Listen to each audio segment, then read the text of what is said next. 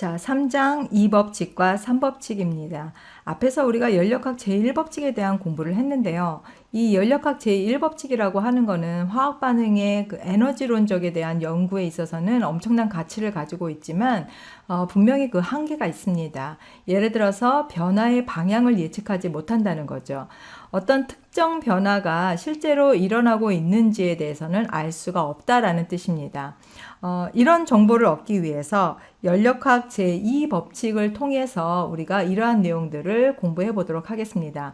이번 장에서는 엔트로피라고 하는 새로운 연력학 함수를 소개하고 또 연력학 제2법칙과 제3법칙의 중심이 되는 이 개념에 대해서 공부를 해 보도록 하겠습니다. 우선 연력학에서 이 엔트로피라고 하는 함수에 대해서 공부하기 전에 주어진 조건에서 스스로 일어나는 자발적인 과정에 대해서 공부를 해보도록 하겠습니다. 자발적이다라고 얘기하는 거, 예를 들어서 이렇게 얼음이 녹아서 물이 되거나 또는 향수를 뚜껑을 열었을 때 공기 중으로 확산이 되어서 향기가 전달하고 있는 그런 것들은 자발적인 그런 과정에 해당이 됩니다. 만약에 이러한 과정이 일상생활에서 예를 들어서 지금 얼음이 이렇게 녹고 있는 이 과정을 이렇게 거꾸로 가고 있다라고 하면은 사문에서 이러한 과정이 일어나는 거는 자발적이지 않은 과정이겠죠.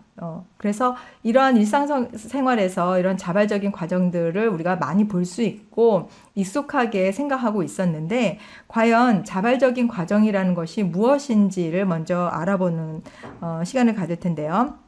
어떤 조건 하에서 외부의 간섭 없이도 저절로 일어나고 있는 그런 반응이다라는 것이 일단 자발적인 그런 과정에 해당이 됩니다.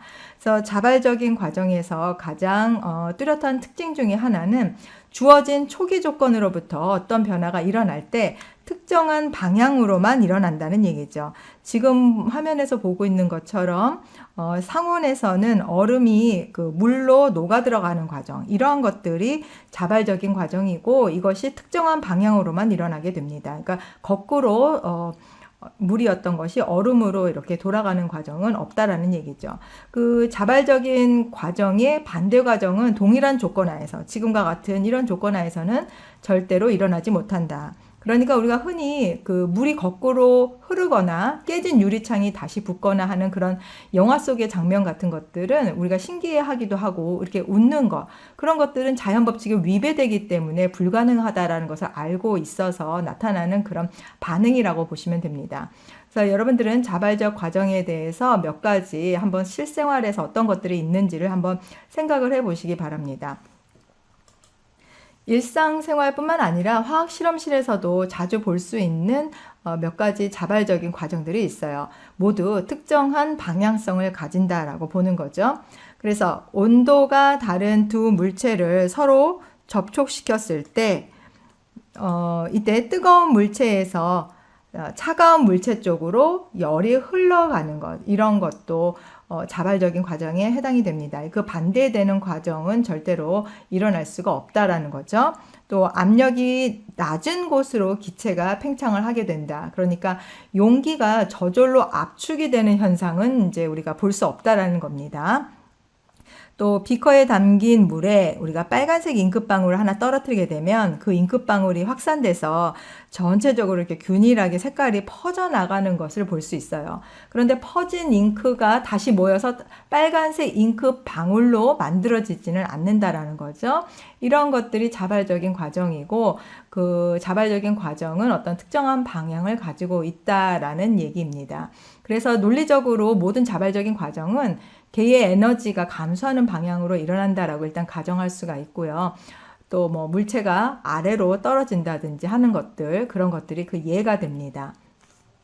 하지만 그 에너지만으로는 우리가 여전히 어떤 과정이 자발적인지를 예측할 수는 없어요. 그래서 얼음은 20도에서 자발적으로 녹지만 실제 개의 내부 에너지는 증가하게 됩니다. 우리가 나중에 이러한 부분에 대해서도 조금 더 자세히 알아보도록 할 거예요. 많은 흡열 과정이 자발적으로 나타나고 있고 또 발열 과정이면서도 비자발적인 것들도 나타나게 된다는 거죠. 그래서 에너지 변화가 자발적인 과정의 방향을 나타내고 있지는 못하기 때문에 또 다른 별도의 연력학적 함수가 필요합니다. 이 함수가 바로 엔트로피다라고 하는 거죠.